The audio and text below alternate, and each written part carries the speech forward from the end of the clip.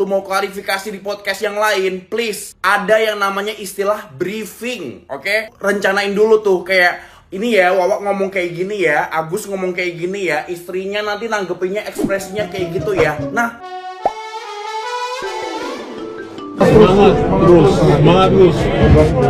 Cari sehat lebih utama daripada uang. Lagi banyak yang pasang kalau si Agus Tapi kalau sekarang agak pas kemarin ya saya tiba-tiba bisa ngelihat kayak gini, saya bisa kayak ngelihat yang mata kanan aja. Oh, yang kanan. Iya, karena dia Ini saya buka nih. Kok masih bisa ngeliat sekarang, Gus? Coba.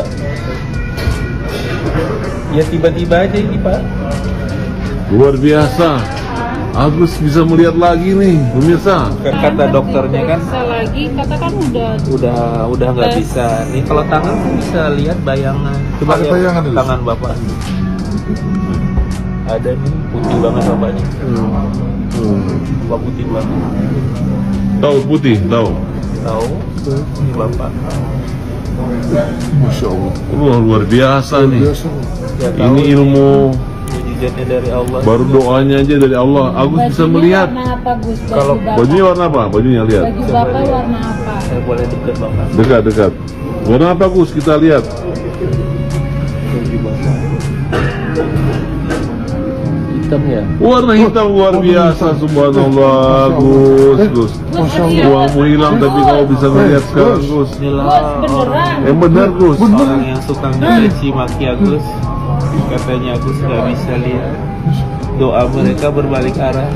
Luar biasa. Tapi nggak tahu Agus ini selamanya atau cuma Ini sementara apa, doang. Gus? Ya Allah. Agus bener, Gus. Agus. Hah? Kan Agus bilang tadi kemarin Luar tiba-tiba biasa. Agus bisa ngeliat. Ini warna apa nih? Ini Gus, ini dompet saya, guys. Agus bisa ngelihat sedikit nih, guys. Ini warna keping-pingan. Wah, luar biasa. Ya Allah. Agus tahu ini warna pink. Udah benar. Dompet Bapak warna apa?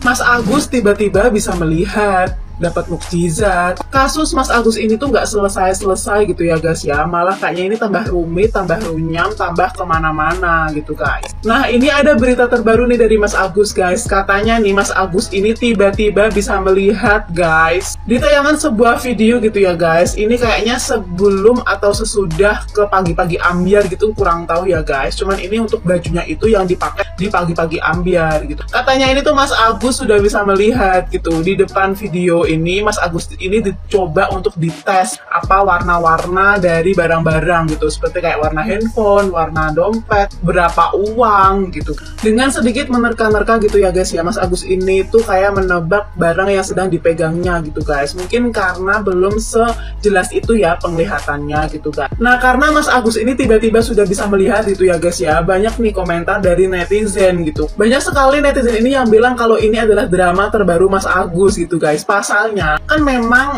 mata dari Mas Agus ini yang sebelah kan memang kayak masih bisa untuk berfungsi gitu loh. Di penjelasannya Teknovi dari awal banget itu kan kenapa diadakan donasi, karena masih ada kesempatan Mas Agus ini untuk melihat walaupun cuman sebelah mata gitu kan. Mas Agus udah deh stop gitu loh. Stop Mas, ini tuh Indonesia tuh udah pada tahu semua Mas, gak tambah malu emangnya gitu loh. Ya alhamdulillah ya, syukur gitu loh kalau misalnya memang sudah bisa melihat beneran gitu. Tapi sudah kalau memang sudah bisa melihat beneran ya sudah gitu loh, diselesaikan gitu loh, diakhiri dramanya gitu. Jangan malah menambah-nambah masalah dengan Mas datang ke semua acara di televisi maupun podcast terus menjelek-jelekan Teknovi, terus berulang-ulang kayak memperkeruh suasananya gitu. Aduh, Mas Indonesia ini tuh sudah kayak menertawakan Mas Agus kalau Mas Agus pengen tahu ya.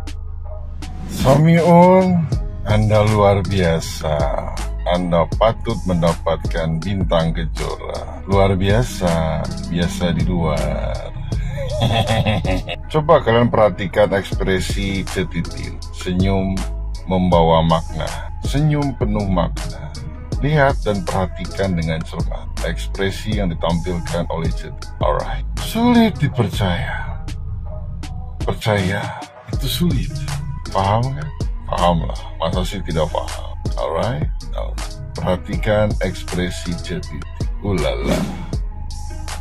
Surat terbuka buat keluarganya Agus, istrinya, terus Wawa ya. Gua cuma mau bilang kalau misalnya lu nanti datang ke podcast buat klarifikasi ono ini, ono itu lalala kayak gitu kan. Lu mau klarifikasi di podcast yang lain, please. Ada yang namanya istilah briefing, oke? Briefing. Udah deh, lu set meeting dulu sama keluarga lu. Kalau misalnya lu mau datang, lu rencanain dulu tuh kayak ini ya, Wawa ngomong kayak gini ya, Agus ngomong kayak gini ya, istrinya nanti nanggepinnya ekspresinya kayak gitu ya. Nah, lu briefing satu sama lain. Jangan asal ngebacot. Kalau misalnya udah datang di podcast, tau nggak, klarifikasinya jadi hancur. Kebohongan lu, kebohongan, kebusukan lu tuh jadi satu persatu tuh kayak Tuhan tuh kasih tahu gitu loh ke orang-orang. Tahu nggak sih? Please, lu mau set meeting pakai Zoom online kayak mau MS Teams kayak mau apapun, mau WhatsApp grup dulu, mau grup call atau gimana, udah lu mending briefing dulu dah. Lu bilang sama Wawa yang bener-bener aja kalau ngomong.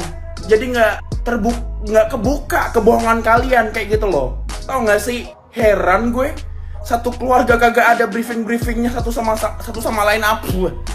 Kagak ada briefingnya satu sama lain. Gila emang. Udah briefing, sampein tuh ke keluarga lu.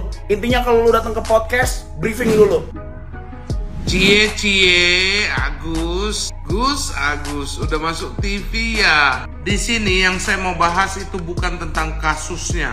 Kalau kita bahas dengan kasusnya, saya ataupun netizen ibarat kata itu udah hatam. Atau kalau misalkan ini adalah kuliah lagi skripsi, nilainya itu udah 325 mendekati 4. Yang di sini yang saya mau bahas, kalau seandainya ke rumah sakit antri, katanya sakit, katanya capek, lelah, letih, lesu.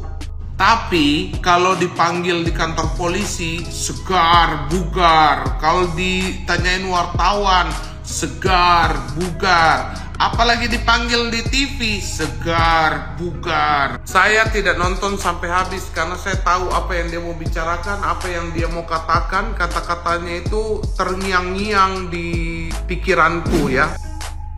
Kata-kata hari ini buat Agus. Satu kata buat Agus. Lu tulis aja guys di kolom komentar. Satu kata buat dia apa ya? Ntar gue kena ban takutnya.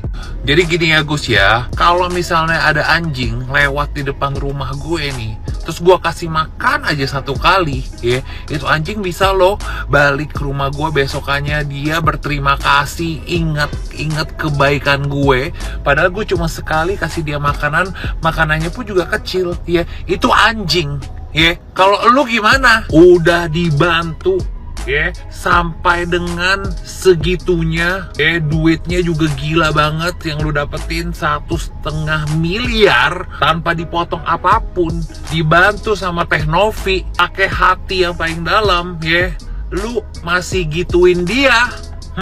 Berarti lu lebih parah dari. Tapi gue salut banget ya sama Teknovi.